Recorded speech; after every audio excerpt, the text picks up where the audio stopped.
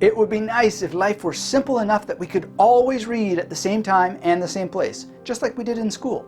Remember that? I sure do. When I was a kid, they called it USSR. Now what the heck is that? No, not the Geo-Historical Region. USSR stands for Uninterrupted, Sustained, Silent Reading.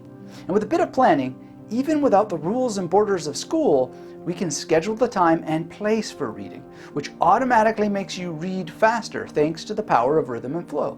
Instead of doing the phony eye training exercises from the speed reading books and courses to supposedly expand your peripheral vision, protect your environment.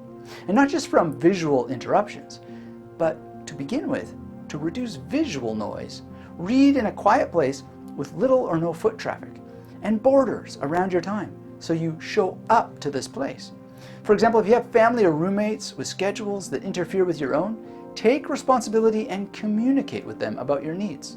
Yes, it would be nice if other people would remember and respect your schedule and goals, but it's unrealistic to hold them to that standard. Be firm and protect both your time and space. Frankly, one of the biggest challenges readers face is not with reading at all, it's with protecting the time and space borders. Then there's the matter of noise. I don't know about you, but I'm sometimes hypersensitive to any sound, even in quiet places. To help myself out, I use earplugs. I suggest you do the same. Now, I don't recommend any commercial products because there is a superior solution. Go to a professional ear clinic. Get custom fit earplugs that allow for interchangeable noise filters.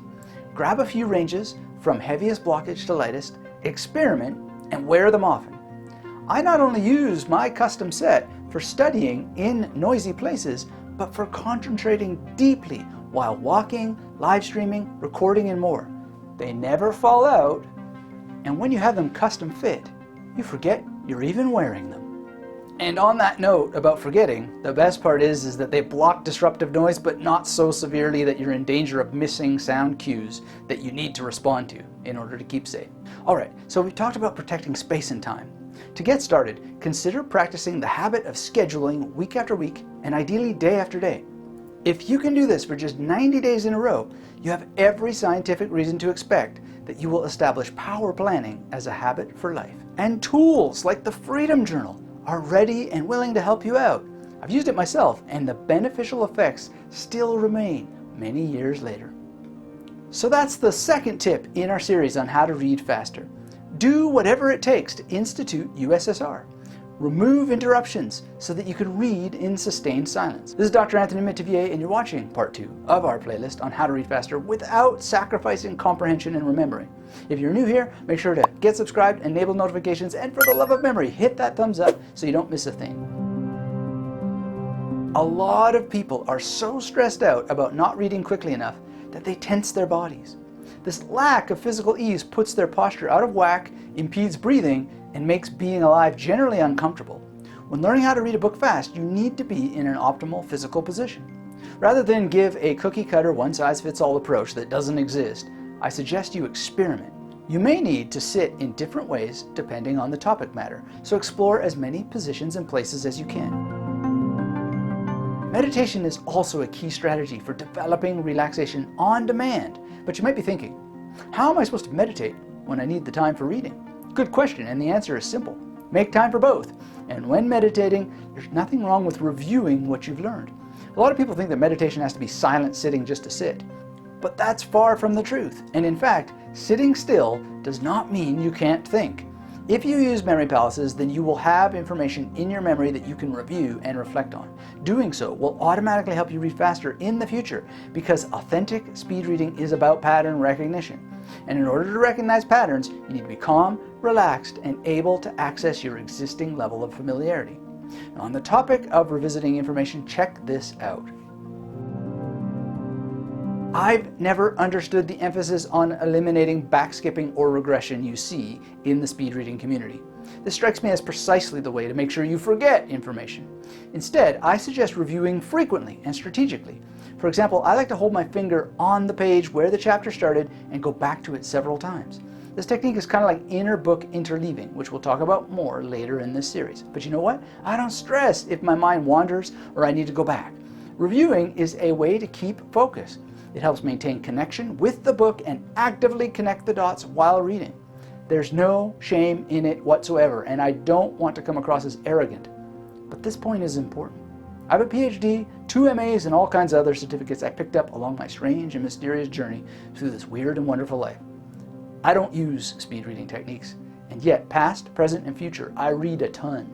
So when you hear these strange terms like backskipping and regression urging you not to go backwards while reading, I'm confident you can safely ignore that insanity.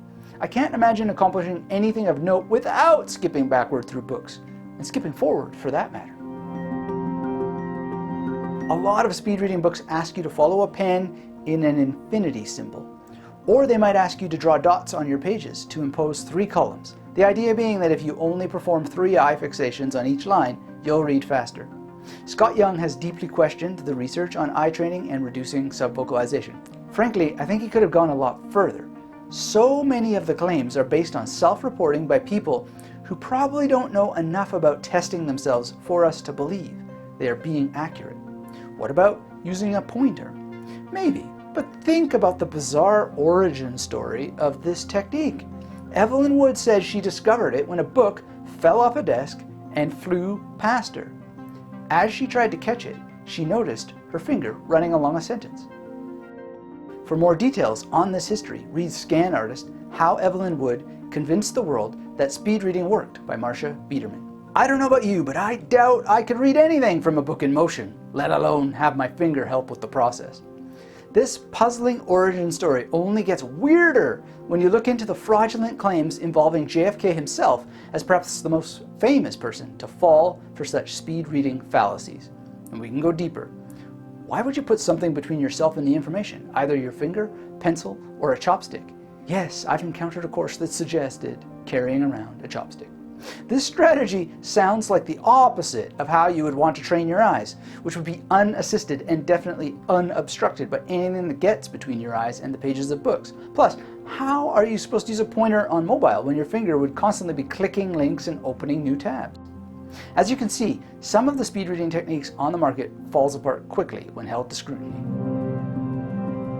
The next technique is interleaving, one we'll pick up in part 3 of our Speed Reading Exposed playlist. Until then, thanks as ever for the view. Be sure to check out part 1 next if you missed it, and until we have a chance to speak again, hit that thumbs up, get involved in the discussion, and for more immediate memory training that improves how you read, learn about the magnetic bookmark concept in my video on digital versus print books next.